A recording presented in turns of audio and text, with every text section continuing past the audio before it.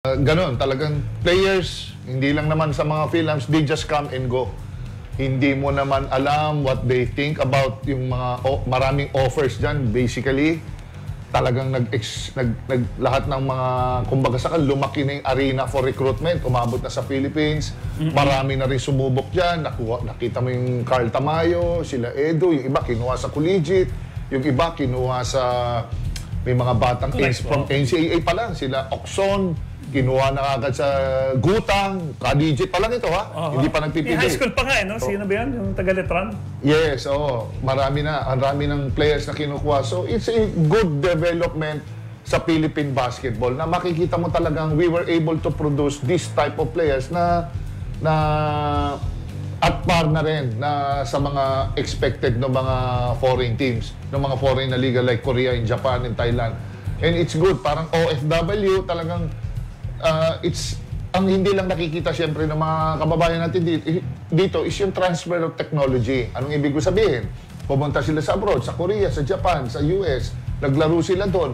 I'm sure there are so many things that they see na that it will improve the team or individually and as a team. For example, may mga bagong technique, bagong weight training workouts, yung mga technique sa basketball, paano nila ma-preserve yung ano nila, yung health nila, nutrition, yung approach sa game, psychologically, mentally, physically.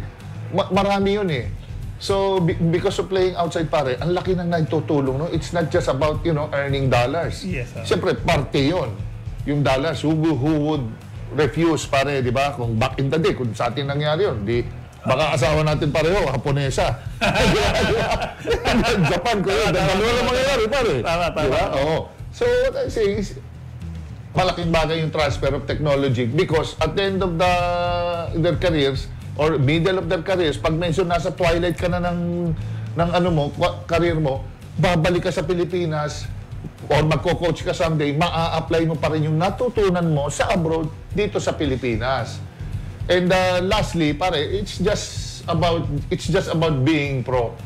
Ganun lang naman yan, ang buhay ng professionals. If the fee is right, why not? No, di ba? Saan ka mapupunta? Ito inalok. Ay, di, doon ako sa mababa. Wala namang ganun, pare. Di ba? Dito, inoperang ka. Bigay doon sa kabila, lapad. Gano'ng karami yung lapad na yun? O dito, pesos. O, di ba? Mako-compare mo. Tsaka pare, no, yung offer kasi parang napaka...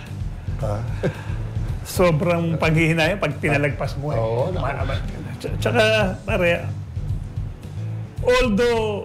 Ito, nabanggit ko kanina, no, yung retirement age, maabot ng 60 o 65. Ang players, pag guardia, 15. Yan, 15. Okay, 15. Pala mo, 17. Sige, matakin natin, 17 years. Yan, kung healthy ka hanggang 17 years. Minsan, pare, ang basketball player, di ba, minsan, injuries. Ayun, injuries. Di ba? Sayang nandiyan kayo. At alam niyo ba mga talakes, gano ang, di ba, nakausap natin mga nandun, ang ensayo nila. Malupit. Sa Japan. Malupit to. Nagta-twice a day ba? Tama ba? Twice. Yung Monday, Tuesday, break yun. Break. Titira yun ng Wednesday, Thursday, Friday, twice a day. Twice a day. Okay. Sabado, Linggo game. Kita nyo? Akala nila madali.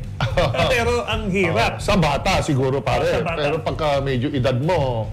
Pero tsaka basketball yan, contact sports yan, di ba? Huwag naman sana mangyari. Pero may mga ganung mga pangyayari na baka ma-injured eh. Di ba? So, hanggat nakakakuha ka ng magandang kontrata, kunin mo. Kasi hindi mo alam kung hanggang saan ka maglalaro. Kung talagang healthy ka hanggang dulo, thank you. Yes. Naka 20 years ka. Pero paano 20? Kasi marami namang storya na umaabot. Sa ilang years ka nakapaglaro rin? 17. Ako, 15.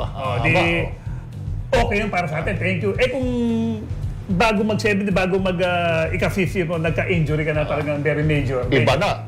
Pare, ACL lang. ACL lang, oo. Kung dati, full speed ka, 100 ng takbo mo. Mga 60 ka na lang pag na-ACL ka na, di ba? At saka yung presyo mo, bababa.